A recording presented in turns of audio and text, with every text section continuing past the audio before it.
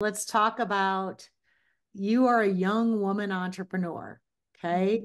Is this something since you've been a child that you said you just kind of always knew you were going to do big things and wanted to do something on your own? When did that seed come for you? When did that come to fruition? I never, looking back, could imagine I'm where I'm at now as far as owning a business and being here. It wasn't something like I dreamed about when I was a little kid. I didn't know I had like that entrepreneurial spirit right away. Right.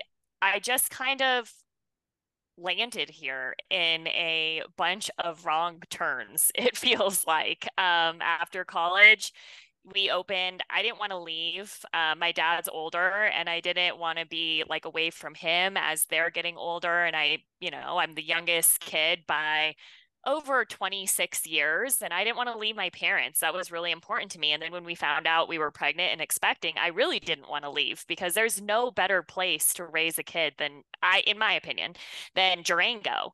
To be able to spend the majority of your time outside is huge. And so I was like, I want to make it work. I want to stay here. And I also just kind of grew up in a middle class family and it's expensive to live here. And I was like, gosh, like, how am I going to make it here? That was really a lot of kind of how we ended up where we were at. Did the t-shirt shop. I've never imagined I would own a business, never thought I would run a company or anything like that. But we started at a small scale t-shirt shop and I love to design. I love to make marketing. I love to dive into websites. I love to do target demographics. And so at the t-shirt shop, that was kind of like our trial run. And then when we had our son, it kind of is like, whoa, like we need to make more money. Like we need to really be successful. And I want my son to have a trust or my son to have an IRA. We never had that growing up. What we had is what we had. And so I was like, okay, well, then somebody just approached me on the idea of real estate. And that's how we ended up selling real estate. And I said, oh gosh, this just does not align with me. But then when I really dived into how the real estate, like when you get a listing, making that listing beautiful and Mm. all of the creativity that I could put into that because nobody was doing that at the time. Everyone was just like putting a sign in the ground and taking some pictures off their cell phone and like, yay, we sold this house.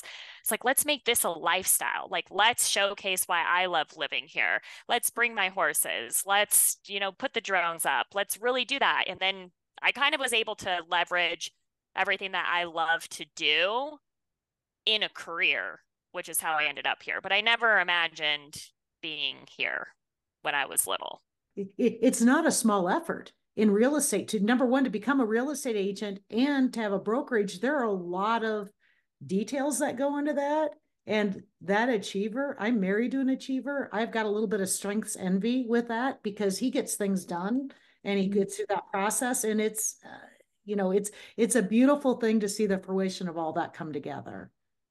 Yeah, and I don't think it was like initially like I wanted to own a brokerage. I worked at a franchise for a long time and I went to the corporate level and really tried to explain this is the future for agents. We need to Right. be a brand. We need to know how to market ourselves. We need to be able to create ourselves as our own unique brand and then not listening. So I think part of that on wanting to break away and become an independent was like I am really passionate. I have to be 100% into what I'm doing.